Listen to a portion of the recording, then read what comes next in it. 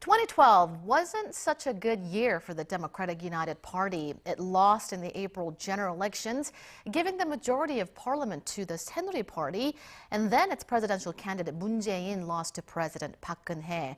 Although the party has promised reforms, internal divisions are keeping it from moving forward. Our Lee Ji-yoon tells us more. The Democratic United Party has repeatedly promised a complete overhaul of its leadership and party platform. But 2.5 months after its humiliating defeat in the December presidential election, it is still mired in internal strife.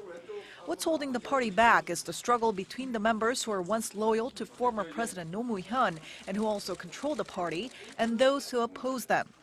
The party has not only failed to produce effective policy alternatives, it has failed to take any meaningful steps toward reform.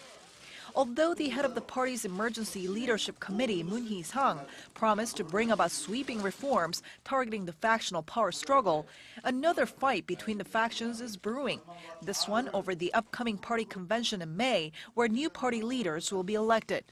The pro-no faction wants to get rid of the mobile voting system the party used last year and instead conduct a public opinion poll that includes the 350,000 voters who used the system to cast their ballots. The opposing faction claims that a large proportion of those voters supports the pro-no faction that they blame for the party's presidential election defeat.